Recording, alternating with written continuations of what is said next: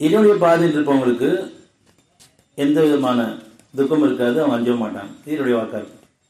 அதாவது சமாந்த ஒலிம்பிட் நிலையில் இறைவன் எது பாதுகாப்பான அந்த உணர்வோடு இருக்கக்கூடியவங்களுக்கு அவங்களுடைய வாழ்க்கை எப்படி இருக்கும் அப்படிங்கிறது 10/62.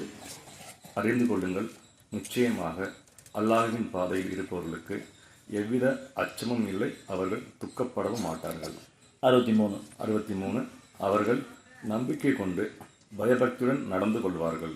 64. அவர்களுக்கு இவ்வுலக வாழ்க்கையிலும் மறுமையிலும் நற்செய்தி உண்டு. அல்லாஹ்வின் வாக்குகளில் எவ்வித மாற்றமும் இல்லை.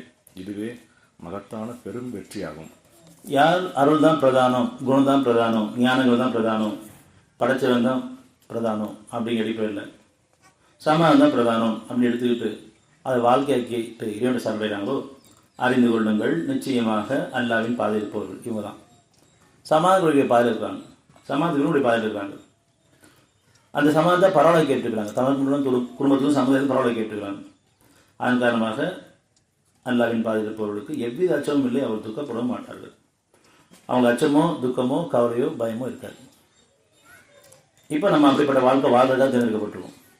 ஆனால் அப்படி இருக்கமான்னு பார்த்தா பெரும்பாலும் கவலைகளும் குழப்பங்களும் பயங்களும் சூழ்ந்து தான் இருக்குது. காரணம், நம்ம பாதை மாறி போயிட்டுருக்கோம். என்னுடைய பாதை ஏற்றுக்கிட்டோம், ஆனால் வாழ்க்கையை வரும்பொழுது மாறி போயிடும், உணர்ச்சியில் ஆயிரும்.